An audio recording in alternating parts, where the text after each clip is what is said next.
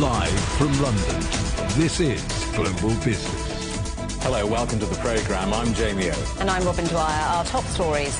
The United States grows faster than expected, with signs that the world's largest economy will be able to shake off persistent inflation. Our other headlines: China cut short-term lending rates by their biggest margin in 4 years in the hope of reversing slowing growth. Typhoon Gaimi hits China's southeast coast after leaving a trail of death and destruction in Taiwan and the Philippines. We're in Paris as the city makes last-minute preparations for Friday's Olympic opening ceremony. And if the Olympics looks too strenuous, we'll be exploring the increasing popularity of Chinese-made video games in foreign markets. We begin in the United States, where the world's largest economy grew faster than expected last quarter, once again fueling speculation that the Fed could cut interest rates in the autumn. GDP rose by 2.8% in the 3 months to June, passing the analysts' expectations. Well, let's talk to our correspondent, John Terrett in New York. John, what's your take on these GDP numbers then? Well, it was kind of cool. Look at that. Who would have thunk it, really? That's the way we're looking at it here. This is the Commerce Department, of course, in Washington, D.C., and they bring these numbers out at about 8:30 in the morning before the market here opens at 9:30. So there's a whole hour for people to sit and think about what's just been published. And you're quite right. It came in far stronger than expected. It was stronger than the estimate. It was stronger than last time round. But I think the feeling here is it wasn't too strong. You see, so we're kind of at that inflection point here yet again. It was, as you say correctly, 2.8% growth in the second quarter, and that's being described as robust. Meanwhile, all the signs are that inflation continues to come down, and so therefore Wall Street is wondering if it has been possible for the Federal Reserve to pull off that elusive, much-desired nirvana of what they call a soft landing. In other words, where you've had very high inflation, if you've had for the last 2 years, but can you calm it down enough without causing a recession or a slowdown of any significance? Now, let's just pause there for a second and remind ourselves that one day there will be a recession. There just will. There has to be. It's cyclical. It's part of the system. But there's no sign of it just yet, which is what everybody seems to be concerned about. And that's because businesses, according to these figures today, are continuing to invest. And more importantly than that, consumers are continuing to spend one way or another, be it credit card or cash or whatever it is. They're still spending. And that's important because the U.S. economy is 2/3 based on the consumer, much more so than other countries. And that is because this country is so big. It's like a little microcosm of the world. And that's why the consumer activity here is so key. So now, all eyes on next Tuesday and Wednesday, when the Federal Reserve will be meeting to discuss interest rates. Now, what are they going to do? Well, yesterday I told you, because it was true yesterday, that it looks as if they might make a cut in July. Now, because of the strong GDP figure, I think the pressure is off their backs to do that. And probably we switch now to September, the autumn, the fall, which everybody has been predicting for quite a long time. So that seems likely. There was this thing called the calendar here, which I don't pay much attention to, but the other day it was saying 100% guaranteed cut in interest rates in September and another one before the end of the year. So that really does seem to be the way it's going. In summary, on this particular issue, you know, we have politics now completely upended. We've got the Federal Reserve to make their decision next week. We've got GDP out there. The worries about that seem to have gone away with this growth figure today. But remember, there will be a recession at one point. There simply will. And, of course, very high expectations for company earnings as well, which have not been met so far by the two big tech companies, Tesla and Alphabet. I will tell you, we'll come back to the Dow and the Nasdaq and the S&P in a while. We'll come back to that in the third question.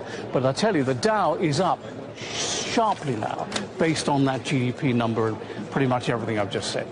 All right, John, well, before we get to that, let's talk about Boeing, because some details from their plea deal have come out. There were two terrible crashes, as you probably remember. The 737 MAX, their brand new version of the very popular 737 aircraft, in Indonesia in 2018 and 2019 in Ethiopia. Now, after that, there was a lot of hoo-ha, obviously, and Boeing went to the authorities, and eventually they settled to the tune of $2.5 billion. But they were later found to have breached the terms of that deal. And so that deal had to be renegotiated, and a couple of weeks ago it was, and it resulted in management still not facing any jail time, but Boeing paying an additional $243.6 million, that's million with an M, in fines. Well, the families of the 346 people who died are absolutely incensed by this. They wanted Boeing to be fined $24 billion, not $243 million.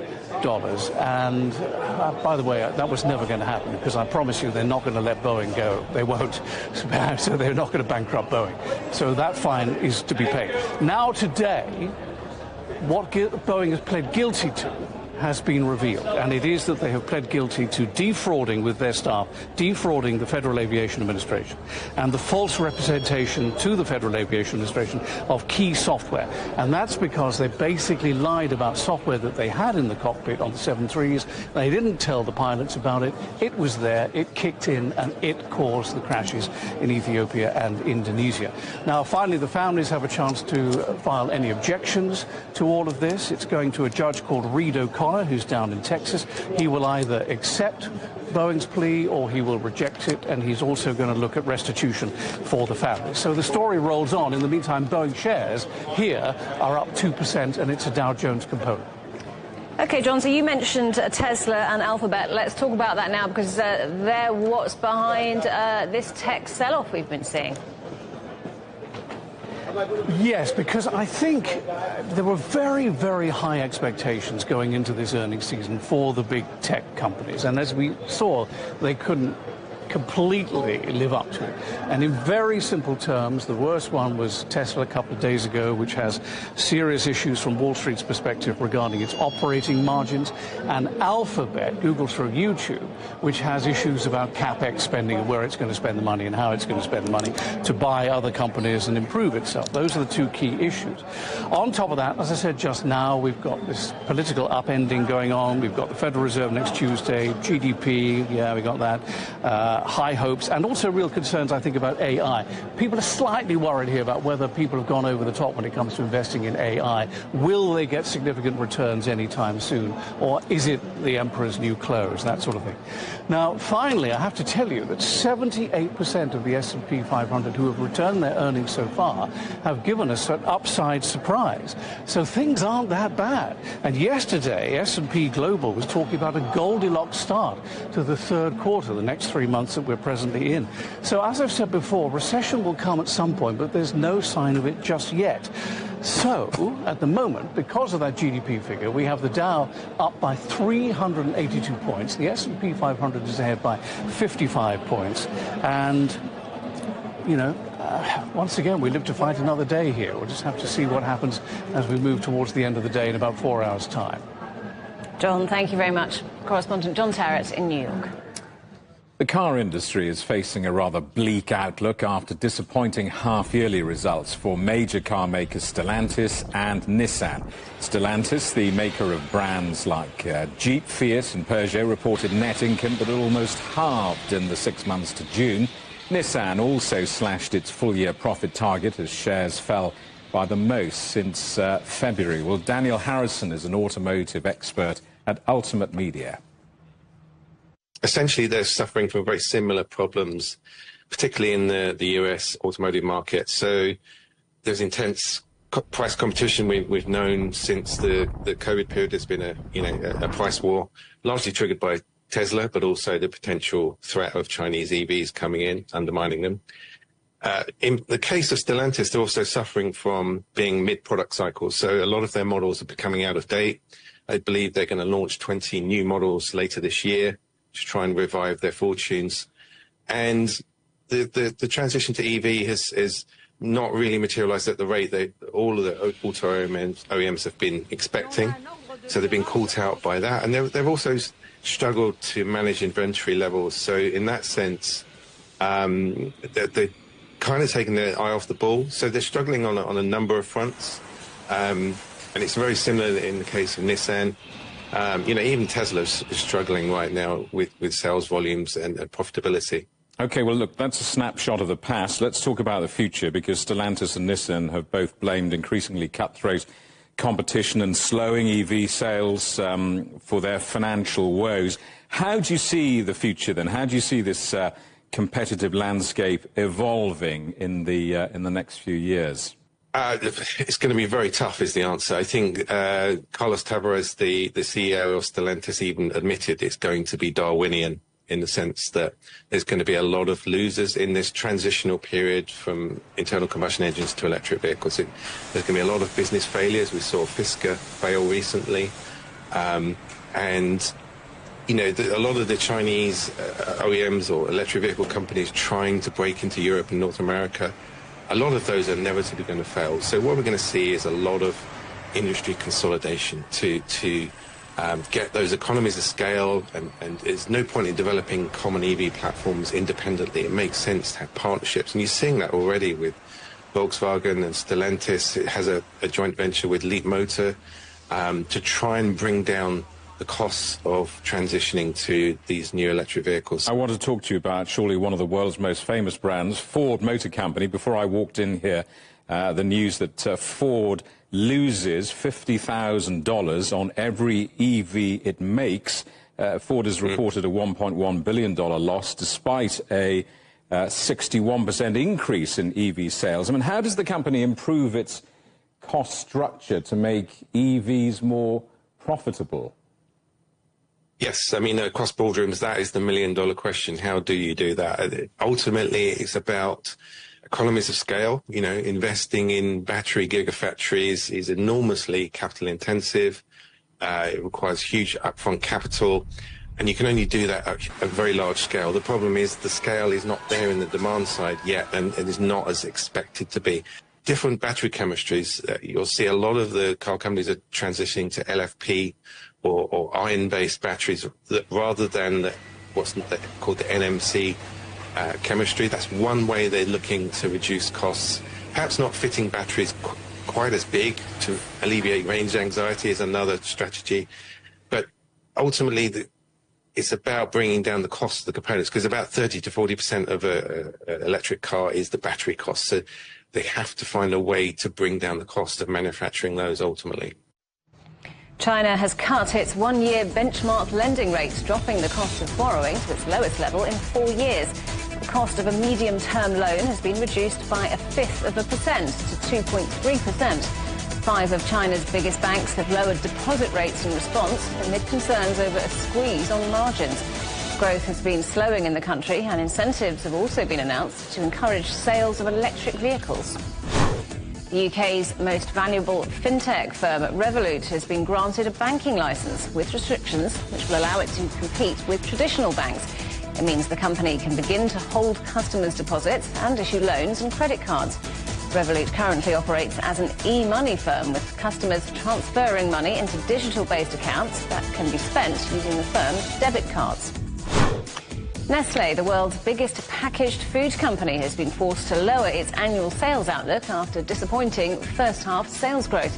The Swiss company said it now expects sales to grow at least 3%, lower than the roughly 4% previously targeted. Nestlé said it struggled to win back customers who've switched to cheaper alternatives. Gucci owner Kering expects sales in the second half of the year to slump by nearly a third as the French luxury group faces a drop in demand from Chinese shoppers. The company's shares fell sharply after that forecast, dropping by 9% at the start of Thursday's trade. Kering's been revamping Gucci, the century-old Italian fashion house. It accounts for half of Kering's sales and 2/3 of its profits. Typhoon Gemi is barreling its way across China and Southeast Asia, leaving a trail of death and destruction. A tanker carrying fuel has capsized in Manila Bay. The storm threatens to cause an environmental disaster as well as a human tragedy. Our correspondent Li Jianhua reports. This is one of the casualties of Typhoon Gemi. The empty Terra Nova, a marine tanker transporting over 1 million litres of industrial fuel, has capsized in the waters of Manila Bay. Reports indicate that 16 of the 17 crew members have been rescued. spokesperson for the Philippine Coast Guard has warned that if all the fuel escapes into the sea, it could become the most catastrophic oil spill in the nation's history. The aftermath of Typhoon Gemi has left the streets of Manila in chaos. Residents are returning to their waterlogged homes, with hundreds still without power. Roxanne Sanel's two-story house was submerged by floodwaters on Wednesday. What we need first is food. Even my wallet, I don't know where I left it. All the food was washed away by the floods. We need food, water and clothing because we don't have any more clothes to change to. Those are the priorities for us for now. The storm has claimed at least 12 lives and displaced more than 600,000 people in the Philippines before slamming into Taiwan and the southeastern coast of the Chinese mainland, and is now expected to carve a path inland. Li Jianhua, CGTN. Well, Typhoon Gemi has now made landfall in Fujian, leading to mass evacuations. The meteorologists are warning of torrential rain and severe flooding. 150,000 people have been moved away from coastal communities. Government officials have raised their advisories and warnings in both Fujian and Zhejiang. The storm is expected to lose intensity as it heads inland.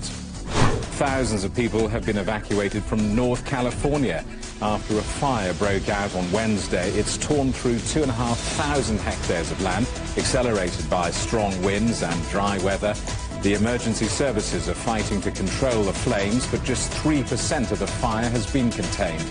The cause is still being investigated. And wildfires in Canada have forced at least 25,000 people to flee their homes. Around 1,900 firefighters have been deployed in the western provinces of Alberta and British Columbia. Most of those ordered to leave are in the tourist town of Jasper, home to one of the country's largest national parks. You're watching CGTN. Still ahead. Israel's Prime Minister Benjamin Netanyahu will meet US President Joe Biden in the coming hours. A ceasefire for hostages deal in Gaza is thought to be on the agenda.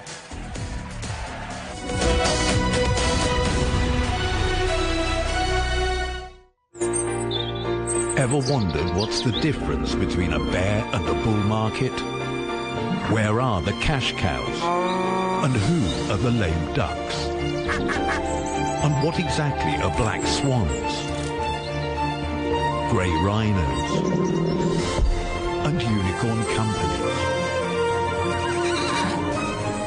Make sense of it all with Global Business, only on CGTN. I think it should be more global cooperation.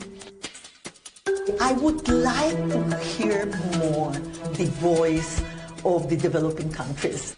Globalization has lifted more than 1 billion people out of poverty. The green transition has to happen. It's a necessity. Well, China and the United States are important powers in the world. What unites us is much more than what divides us. And I believe China is committed to this agenda. Join me, Juliet Mann, to set the agenda at these times every weekend on CGTN.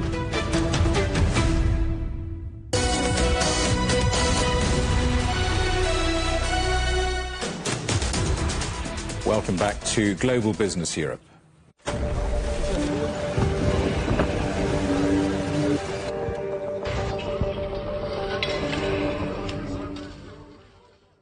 Israel's Prime Minister will be meeting US President Joe Biden at the White House in the coming hours.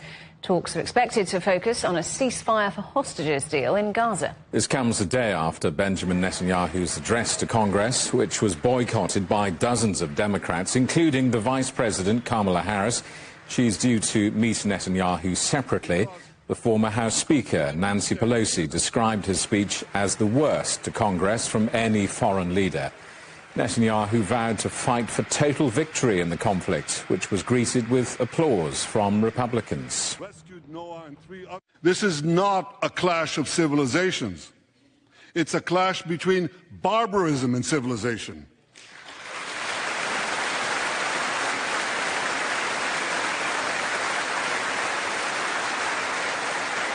It's a clash between those who glorify death and those who sanctify life.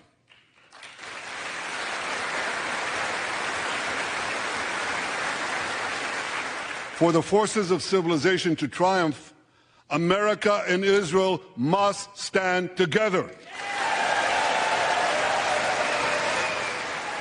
Well, let's talk to our correspondent, Jonathan Regev, in Tel Aviv. Jonathan, what more do we know about Netanyahu's meetings in Washington? Two meetings coming up today, as you mentioned, one with President Biden and one with Vice President Kamala Harris, and another very interesting meeting happening tomorrow with the Republican candidate Donald Trump regarding what may happen with the president. Obviously, the hostage deal will be on the agenda. We know that Netanyahu himself, the Prime Minister's office, was saying that an Israeli delegation will head to Cairo on Thursday. Well, Thursday is almost over and the delegation has not gone anywhere. Sources in the Prime Minister's office are saying that Netanyahu wanted to have his meeting with Biden first before he sends any delegation to Cairo, to Doha, or anywhere else. If this is the case, then we thought we might have, we could probably hear of a delegation leaving on Friday morning. But as of now, we do not know anything of any delegation going anywhere.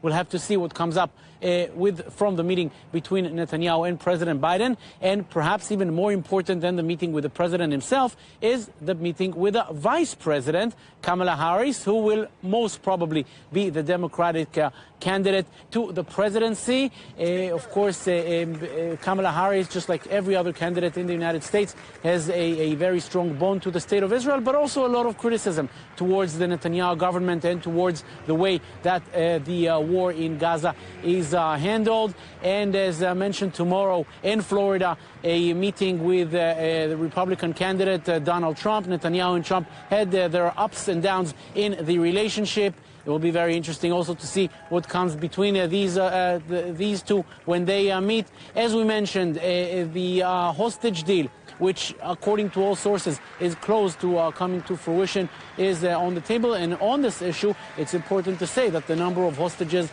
went down yesterday from 120 to 115, as Israel was able to rescue 5 bodies of Israeli hostages from Gaza and bring them to Israel.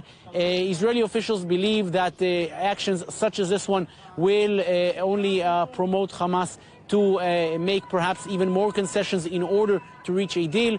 The logic behind that is that the hostages, dead or alive, are the biggest asset that Hamas has, and step by step, slowly, the number of hostages is going down. So Israel believes that with more operations such as this one, bringing hostages dead and surely alive, that will bring Hamas closer to the negotiating table, closer to making concessions that Israel can agree to. Jonathan, thank you for that. Our correspondent, Jonathan Regev, in Tel Aviv. Well, Hamas has released a statement in response to the Israeli Prime Minister's speech at the US Congress, saying it was full of lies that proved he was not serious about a Gaza ceasefire. Our correspondent, Akram Al-Satari, is in Khan Yunis.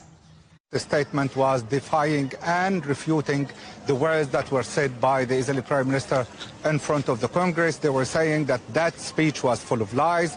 That was number one. Number two, it said that Netanyahu was speaking in that language because he and the Israeli government realized that the situation and the dynamics in the United States are changing. And number three, they were highlighting the fact that the day after the war is going to be a purely Palestinian day, in the sense that they said the Palestinians are the ones who are going to decide whatever is going to happen, the way they're going to be governed, the way they're going to manage their daily life. That was also a response to the fact that Netanyahu was also dictating somehow the way Israel is going to deal with the Palestinians. He was saying that Israel wants to see a school curricula that is free from any terrorism incitement, and that Israel wants to see an administration in Gaza that is affiliated to Israel and that is protective of Israel and that doesn't want to see any violence being taught in the school. So Hamas was responding to those 3 points and was explaining and also reaffirming its position about the day after and about the way Israel approaches and addresses the whole thing that has to do with Gaza and the ongoing war. So you're in Khan Yunis. What's happening where you are? Well, many things are happening, including, and the main things that are happening are the continuous strikes that have been non-stop in Khan Yunis. 21 people have been killed so far in all different parts of Khan Yunis. In the eastern area of Khan Yunis, Ma'an area, in the eastern area, very eastern area of Khan Yunis also, Abasan, Khuza'a and Penusela, that they have tens of thousands of people who are still trapped there. The exchange of fire is at a peak. The Palestinian resistance have been releasing a statement in which they were saying that they have successfully targeted either Merkaba 4 or D9, the one masterpiece that is used, piece of art that is used by the Israeli army. The Israelis have been, from their side, targeting Palestinians. 4 people from the electricity company in Gaza were killed in an airstrike. One person who works for an international organization was injured in an airstrike that targeted the truck that he was leading and that was driving and that was coordinated. 4 the people continue to fall injured or dead, and the situation continues to be extremely dire. Israeli air forces have been airdropping some leaflets. Some of them were airdropped in this particular area. I took a look at them, and it says that the ones who are planning for bad are going to be affected by that bad.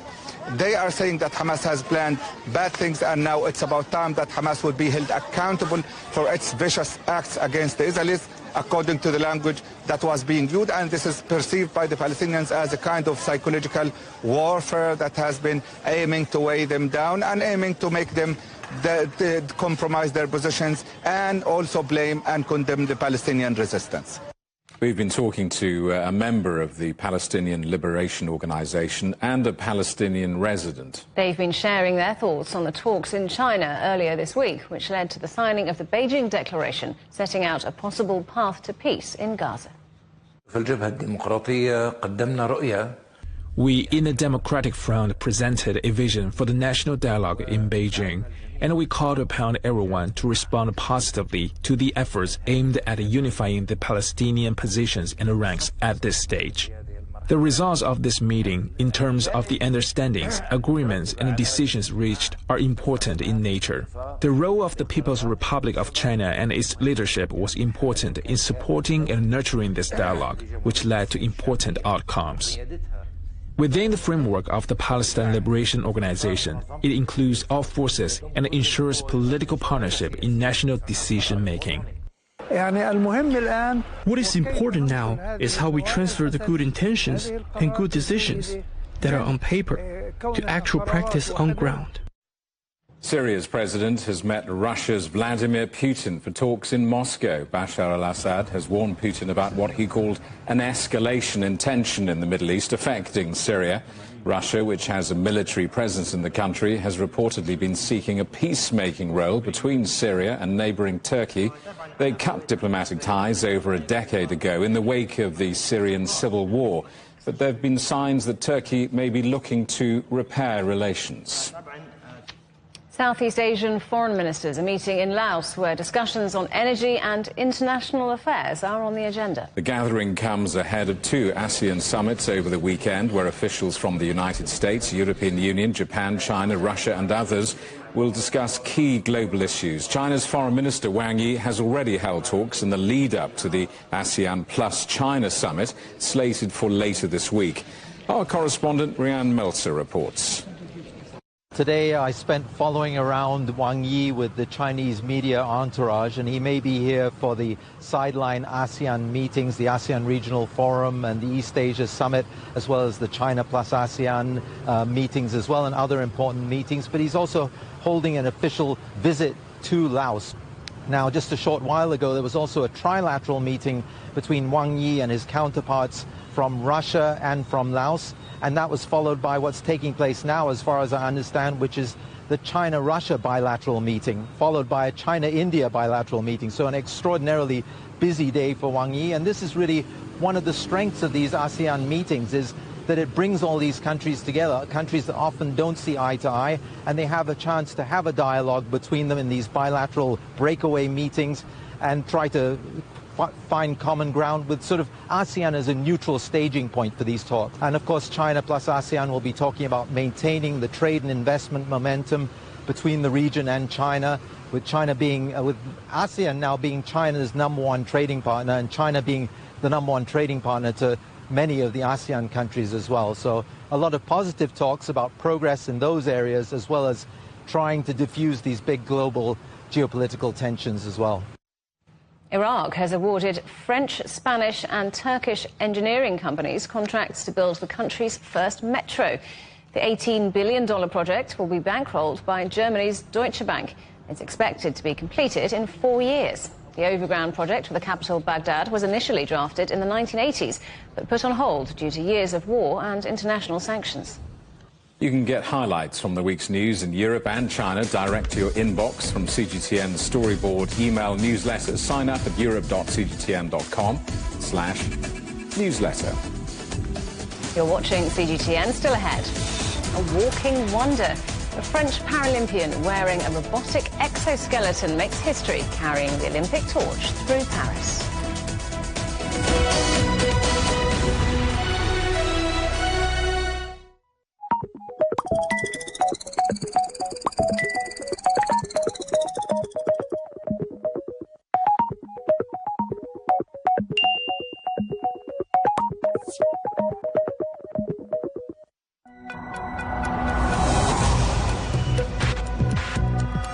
Each day, there are millions of stories. Each one can open new perspectives, new possibilities. Wherever you look, we are there to see, discover, explore. We put the pieces together to find what really matters to you, all around the world, all around the clock. Our reporters are at home across the globe. From our headquarters in Beijing and production centers in Washington, Nairobi, and London, China Global Television Network. Stories from across the globe, reaching people across the globe.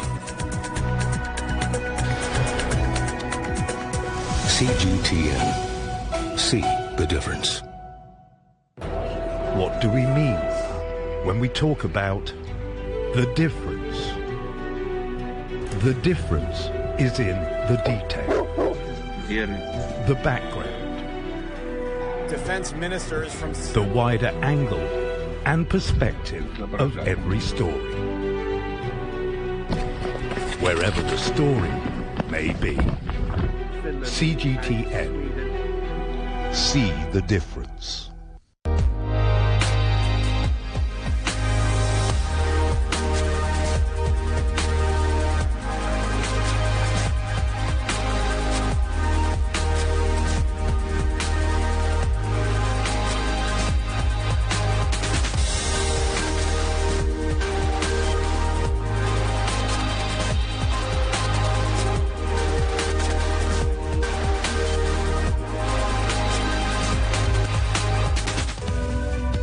We are all connected. Across borders, across continents, connected by ideas, a shared humanity. Stay connected.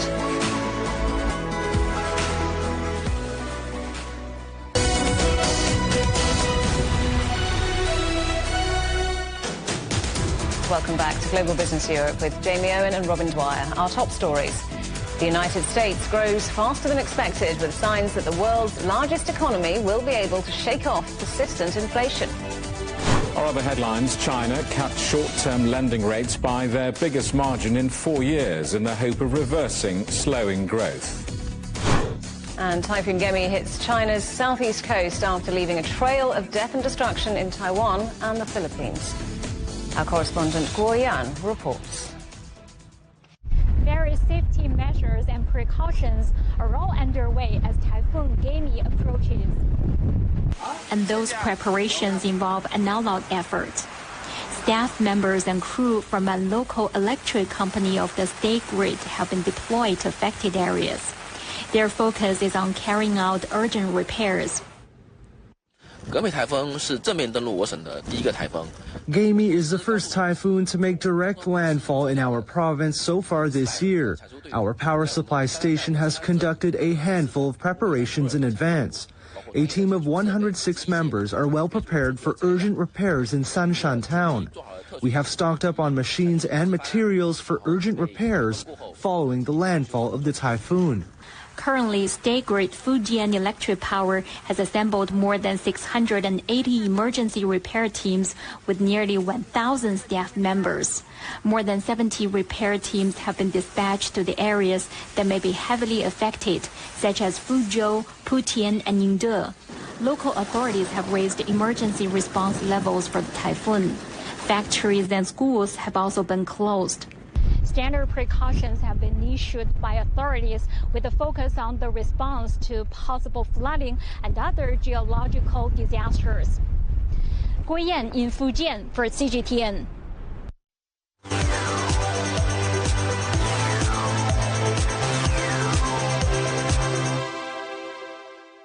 In just over 24 hours, the eyes of the world will be on Paris as the Olympic Games get underway, and the opening ceremony won't be without a little French flair. For the first time, the athletes won't parade around a stadium.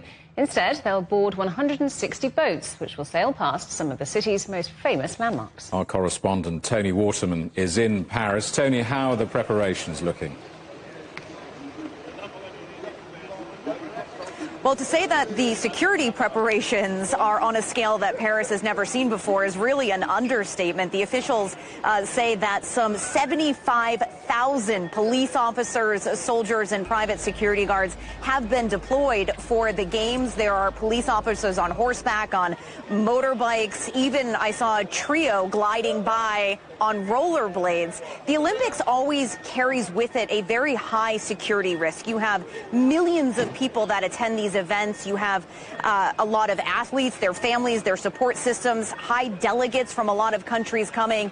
And this one, as you said, is different from any of the ones that we've seen in the past because these athletes are not going to be inside a stadium, a contained area for that opening ceremony. They are going to be out in the open, parading down the Seine River on boats. And that is something that is very difficult to secure. And of course, France has a very sad history when it comes to terror attacks. So we see that the police force here is out in full force. Around the Seine, where the opening ceremony is going to be taking place, that has been completely blocked off by barricades, and around there has as well, really in the core of the city. The only way to access those areas is with a QR code, which is causing quite a few headaches for tourists and for even some residents in the area that weren't aware of this requirement. Now, ahead of the opening ceremony tonight, the president of France, Emmanuel Macron, is holding the first ever Sports for Sustainable Development Summit right here in the Louvre Museum behind me. There are 500 people on this guest list. That includes athletes, heads of international organizations, and some familiar faces on the international stage, including Princess Anne and the U.S. First Lady Jill Biden. This is a summit that's really about promoting and committing and investing in these future generation of Olympians in the development of sport, from education to health to gender equality. And the Élysée Palace says that there are financial commitments that are going to be made at this summer tonight. But the feeling here, now that we're just about 24 hours away from the start of the opening ceremony, is just really of mounting excitement. Tony, thank you for that. Our correspondent Tony Waterman in Paris. 10,000 people will carry the Olympic flame on its relay across France. It's now approaching its final destination for the opening ceremony on Friday. Our correspondent Ross Cullen met one of the torchbearers. This is Anthony Desjardins, one of the Olympic torchbearers. He ran in the relay just 5 days after the flame arrived on French soil. The 41-year-old says he was very nervous in the moments leading up to grasping the torch for the first time. Bizarrely, as soon as I stepped off the bus to go carry the flame, all the stress disappeared. I felt as though I was on cloud 9. I was really proud because I was carrying the flame and also a message. And that message comes from experience. Anthony suffers from Parkinson's disease, having been diagnosed 3 years ago at the age of 38. The illness is progressing but is in check thanks to treatment. Anthony wants to raise public awareness of the number of young people with the disease through his social media profiles and a series of videos on YouTube. He was one of 10,000 people who was chosen to be a torchbearer, selected for his commitment and action in bringing sport to people who have Parkinson's. I have a project called Ciel Mon Parquis, where I actually take a step back from the camera and let other people with the disease tell their stories. It's a first-person type of program. With this, I try to inform as many people as possible. My goal is to grow this YouTube channel and reach a maximum number of people. Anthony took part in the relay in the southern city of Montpellier, close to where the Olympic sailing competition will be taking place. The Olympic flame has travelled thousands of kilometres across the country, from the capital city to the overseas territories, to the snowy peaks of the Alps, and here, the sun-baked south of the country. Anthony, like all the torchbearers, was presented with keepsakes to mark his part in the relay, a memento of his role in creating history in the first Summer Games in France for 100 years. Ross Cullen, CGTN, Montpellier in southern France. A French Paralympian has regained the ability to walk using advanced technology. Tennis player Kevin Piet lost the use of his legs in an accident at the age of 11. He made history by carrying the Olympic torch through Paris wearing a robotic exoskeleton. And that exoskeleton is made by the French company Wondercraft. Its co-founder Jean-Louis Costanza told us about the technology's potential for improving lives.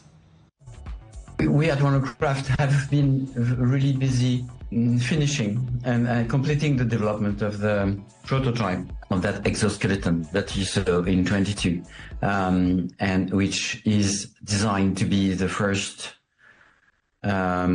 exoskeleton or any sort of device that allows people who can't walk again properly by themselves, autonomously, self-balanced, pretty much coming closer to what a human should be doing or could be doing.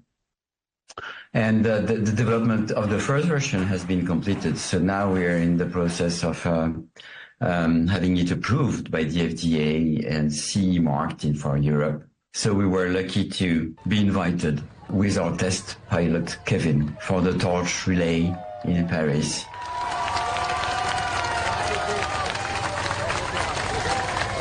It was a great moment for us at Wondercraft, but it was a great moment for Kevin, our test pilot as well. And I think it's a great moment for persons in wheelchairs as well. So if you look at that element here, you have on the hip here, you have 3 motors, one for the frontal plane, which allows for adduction and abduction, one for the frontal axis that allows for this motion, the rotation, and one sagittal here that allows for this motion. Then you have the knee with 1 motor for this flexion, and in the ankle you have 2 motors that allows for the motion of the ankle, which is the sagittal and the anchor motion. The exoskeleton is all about moving around, getting around. We shouldn't think that the wheelchair is the end of the life. A wheelchair is a very precious, effective tool to move around. But it's not only that. It's all about participating in social events, like, you know, dinner with friends, and all of a sudden you're not sitting, but you're standing up, and you can share a drink with someone whom you like, and you're seeing that person at eye level. And also importantly, not being in a wheelchair will improve the health of everyone who today is in a wheelchair. Well, before the Olympics opening ceremony, we've been shining a spotlight on some of the game's star athletes. Today, Team USA gymnast Simone Biles hoping to complete her comeback by shattering more Olympic records after a disappointing Tokyo Games. Our correspondent Siobhan McCall reports. At the 2023 World Championships, Simone Biles cemented her status as the greatest of all time. She won her 34th medal across World Championships and Olympics, making her the most decorated gymnast of all time. She went on to win another 3 medals, bringing that total to 37. Well, her first Olympics was in Rio in 2016. She was catapulted to international stardom after winning 4 golds and a bronze. But Biles' story isn't just one of success. There's been struggles and setbacks too. Expectations were huge for the Tokyo Games. She was tipped to win an unprecedented 6 golds. Things didn't go to plan. Biles developed a mental block known in gymnastics as the twisties. She did win a silver and bronze, but pulled out of the 4 other events to focus on her physical and mental health. Biles revealed after that she was struggling to recover mentally after being sexually abused by former USA gymnastics team doctor Larry Nassar. He's serving a life sentence for abusing young athletes under his care. And Biles was one of 4 US gymnasts to testify before the Senate in an investigation into the FBI's handling of the case. The artistic gymnast returned to competing in 2023. During her time off, she married her longtime partner, NFL player Jonathan Owens, and he'll be cheering her on in Paris after being granted special permission to leave a training camp. And she recently starred in a documentary called Simone Biles Rising. In it, she speaks about her experience in the foster care system and then being adopted by her grandfather and his wife, who she calls her mum and dad. She credits them with helping her achieve her dreams. And now she's in the French capital getting ready for her 3rd Games, and it could be her best yet. Well, one of those looking forward to seeing Simone Biles compete in Paris is the first gymnast ever to be awarded a perfect 10 at an Olympics when she was just 14 years old. Romania's Nadia Comaneci made her debut in the 1976 Montreal Games and won 8 Olympic medals during her gymnastics career. For us who competed in the Olympics, myself, a long time ago, I'm looking forward to watch gymnastics because I know it's very popular after so many years, and it will be a great competition because, you know, you have the comeback of Simone Biles, who nobody knew she's coming back for this Olympics. I think for people, public out of gymnastics who haven't seen her since Tokyo, it's going to be a little bit different. You know, she just talked about something that nobody talked before because it's not like mental health in the 70s didn't have a name. It's not like it didn't exist, yeah? So it's a part of the champion and people's, you know, mental preparation is important. In gymnastics, a lot of people have the twisties. It's never going to go away. It's always there. It's just that you have to learn how to manage and be sure that you have plan B, you know, doing something lighter or doing something that makes you comfortable. And, you know, you don't always have your best day at the Olympics. But I think a champion needs to be able to compete in their best in a bad day. So it will be good to see Simone back. I don't know what routines she will do, but whatever she will do will be amazing because everybody knows the story of Simone. So that's why gymnastics is still popular. You're watching CGTN. Still ahead, it's gaming, but not the Olympic Games. We'll be reporting on the growing popularity of Chinese video games. Next.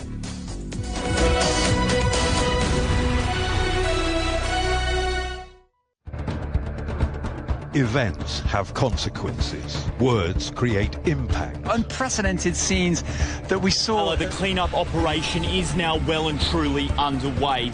Parts of southern Europe remain in a state of emergency. Context gives meaning. People make history. Far more than 1,000 people have come here today. But authorities are still on high alert. So now we've actually become the border on this road. A complex world demands a comprehensive view. But with the cleanup efforts more or less under control, the economic impact is bound to ripple across the country. There's plastic pollution everywhere. Because the world today matters for your world tomorrow. This is the living area of the crew. The focus is firmly on future technologies. Well, this is something completely different. The world today, every day on CGTN.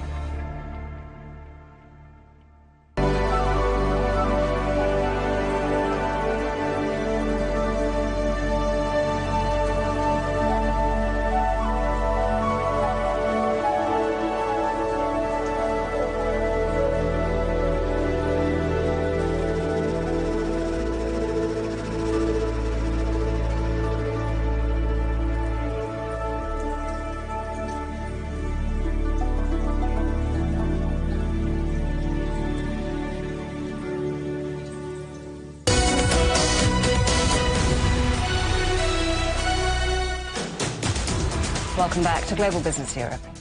New figures show the increasing popularity of Chinese-made video games in foreign markets. Revenue from sales to countries including the United States jumped by more than 4% in the first half of this year. However, domestic demand dipped, with overall revenue falling by more than 3%. Well, Santosh Rao is Head of Research at Manhattan Venture Partners and joins us now. Good to see you again, Santosh. Welcome back to the programme. So a bit of a mixed story, really. Revenue in China from games made worldwide went up. Why was that? Yeah, thanks for having me. Well, there's a dichotomy there. You know, the games, their sales in China may be slightly down, but games outside China are doing very well.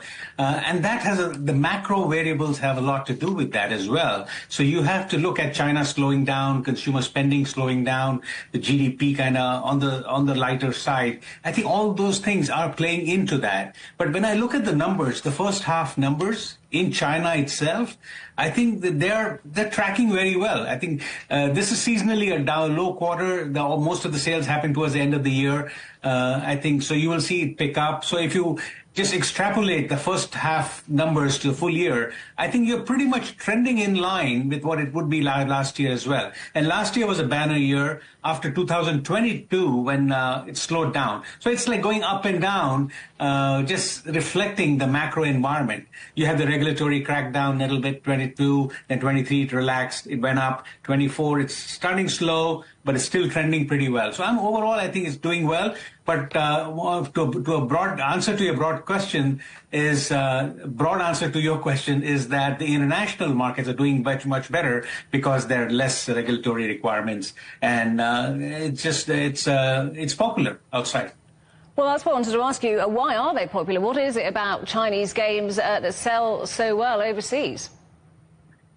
Well, the games are very good. I mean, they will do well in China as well. But there's a secular change going on in the sense that the app games are doing much better. The social media companies, social media sites are much better. They're attracting a lot of attention. The esports, which is big in China, they're attracting all that at the cost of consoles and the other more expensive games. So I think that shift you're seeing, and people have less time, they want to spend less. So I think those are easily available, the mini games, like as they say. So I think that's very popular. So the games overall are very popular. I think Asian countries are the biggest consumers of gaming, and China is one of the leaders in that. But a little up and down is fine, and reflecting the macro trends as well.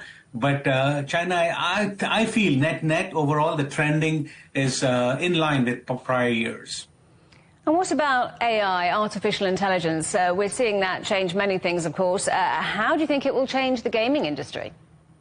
I think it'll help. Absolutely. AI will help the gaming industry, including the VR and the virtual reality and all the other stuff as well. So all those technologies are going to converge. So AI is going to be big in terms of discovery and doing more things with the gaming application. The more applications are going to come because of AI. So all those things, you're going to have a net positive effect on the gaming industry. And you're seeing that everywhere. And AI is cutting across all sectors and everywhere. It's going to boost productivity and just the variety of products that can be offered. So you're going to see that in gaming as well. And gaming has always been the biggest beneficiary of technology, of AI all along, because that's easy to do, easy to apply, and you're seeing the benefits. And we've seen that for the last 1 or 2 years.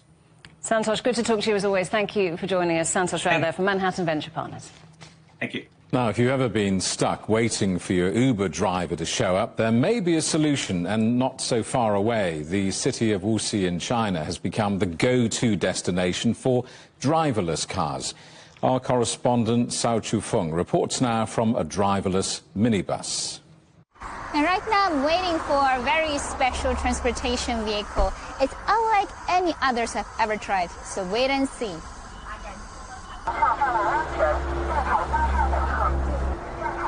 Ta-da! It's a self-driving minibus. And as you can see, there are no driver, only a staff member on board for security reasons. In Wuxi, passengers can now book a minibus on the mobile app to order a ride-hailing shuttle service. or simply hop on a bus at the station for a fixed route trip. More than 100,000 passengers are currently served annually in the city. But the question is, if there's no one driving, who's monitoring the vehicles? Where is this? This is our operations center for intelligent driving. It looks just like an arcade. But it's not. It's the remote management platform for self-driving minibuses currently on the road. In the economic development zone of Wuxi, one safety officer monitors several minibuses, remotely supervising and guaranteeing safety. The center is the operations hub for the self-driving minibus. But the screen also shows data for other types of automated vehicles. This is our service platform to monitor safety. Currently, the position and speed of all the intelligent vehicles connected and operating on public roads in Wuxi are transmitted here in real time. You can see many different colored markers, each representing a different type of vehicle, including autonomous minibuses, delivery vehicles, sweepers, and freight trucks, among many others. Developing self-driving cars is a global trend, but I wonder, why take an autonomous vehicle over a normal one? Chen Qiu says it frees up your hands and time. The biggest difference between manned and unmanned vehicles is that we aim to free people from the act of driving, allowing them to better enjoy their time inside the vehicle. You can play games in the car, making a monotonous journey more enjoyable. By the end of 2025, Wuxi plans to achieve an 80% penetration rate for V2X users. The scale of local V2X industry is also expected to exceed $10 billion. Cao Chufeng, CGTN, Wuxi. The headlines again. The United States grows faster than expected, with signs that the world's largest economy will be able to shake off persistent inflation. Our other headlines: China cut short-term lending rates by their biggest margin in 4 years in the hope of reversing slowing growth. And Typhoon Gemi hits China's southeast coast after leaving a trail of death and destruction in Taiwan and the Philippines. And that's it for Global Business Europe. Thank you for watching. Coming up next on CGTN, it's Africa Live. We'll see you again tomorrow, same time, same place. From all of the team here in London, it's goodbye. Goodbye.